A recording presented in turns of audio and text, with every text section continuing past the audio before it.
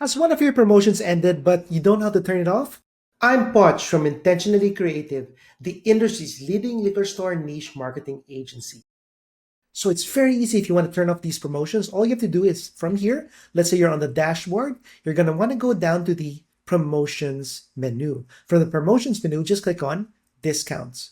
Now, on the discounts menu, you'll see all of the promotions that you have.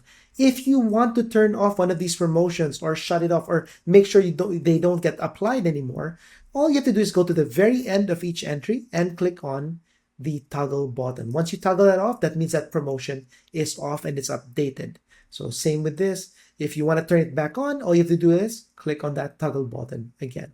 And that's how you turn your promotions on or off. For more City Hive tips and tricks, join our newsletter in the link below. If you're a liquor store looking to grow your online or in-store sales quickly, visit us at intentionallycreative.com.